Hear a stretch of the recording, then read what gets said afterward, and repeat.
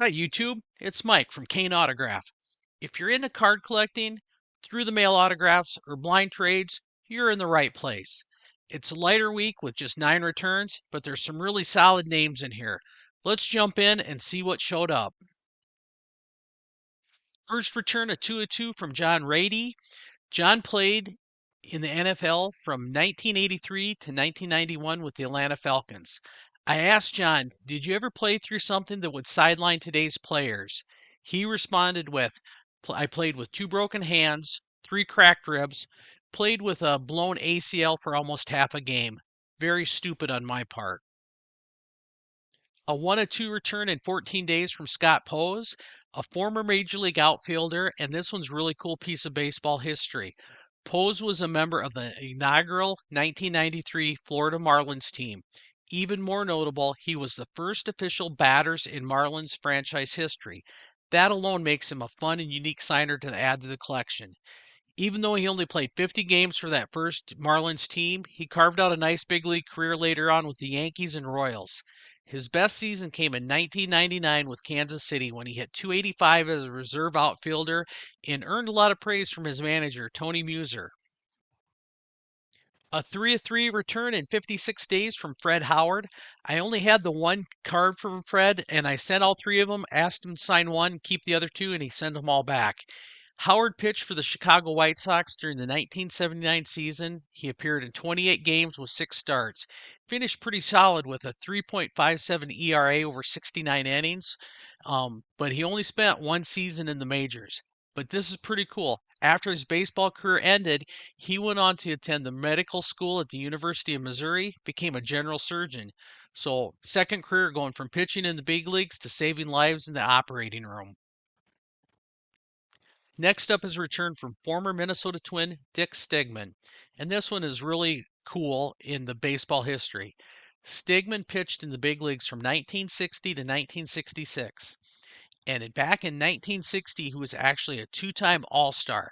Now that sounds wild, but if you know your baseball history, that was during the stretch when Major League Baseball held 2 All-Star games in one seasons. I asked him what his experience meant to him, and his response was awesome. He said, I couldn't believe that I was part of this famous group, even though I didn't play in the major league games. I love that perspective. It shows just how much it meant to be recognized at that level, even if you don't get into the lineup. Can you imagine that? Being named an all star twice in one year? And this return might not be done yet. Camelo Pascal will also sign through the mail, so I'm going to send this off and see if I can get this dual signed, which would make an even better piece, especially 2 twin pitchers from one era. A return from 1979 All-Star Dave Lammanski's, and I'm probably butchering that last name. Dave pitched in the big leagues from 1973 to 1980, spending times with the Tigers, the Blue Jays, and the Angels. I asked Dave if he had a favorite baseball card of himself, and he replied, it was an absolute honor to be on any card and a pleasure to sign them for you. The next return is from former Major League shortstop Mike Bordick. Solid return. Great to add this to the collection, especially if you appreciate defense. Bordick played 14 seasons in the big leagues from 1990 to 2003, spending time with the Oakland A's, Baltimore Orioles, New York Mets, and Toronto Blue Jays. What really stands out about his career is his defense. He was known as one of the most reliable shortstops of his era, even holding a record at one point for consecutive airless games at shortstop.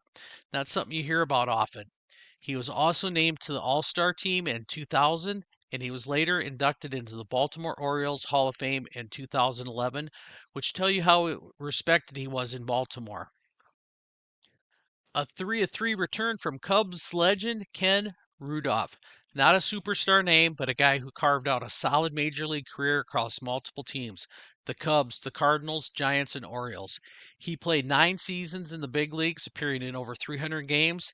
And like a lot of catchers from that era, he was more known for handling pitchers and doing the little things and putting up big offensive numbers. I asked him, what would fans not understand about calling a game? And he replied, calling a game is fun, but challenging. You must know the hitters and be able to adjust. This next return, 2-2 in 10 days from Darren Nelson. And he was a good NFL player, but he was a Hall of Fame college player.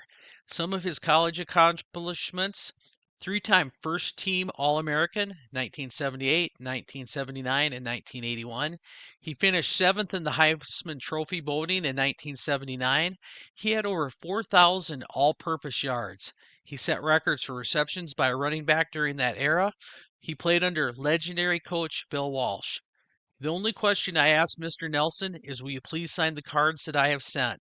His response was, here you go, bring more, Darren. So looks like he's happy to sign cards for us collectors.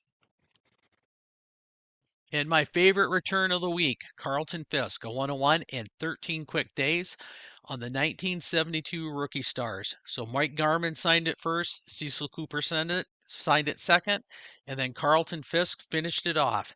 He's Hall of Famer, elected in 2000, 11-time All-Star, American League Rookie of the Year in 1972, won a Gold Glove in 1972, and at the time he retired, he had the most career home runs for catchers. That $50 donation goes to the Cancer Support Center, so it's for a good cause, and it's great to add this to my collection. Funny how even a small week can still deliver some great returns. That's what keeps our hobby fun. You never know what's coming back. I really appreciate you taking a few minutes to hang out with me today. If you enjoyed it, hit that like button, leave a comment, and I'll see you in the next video.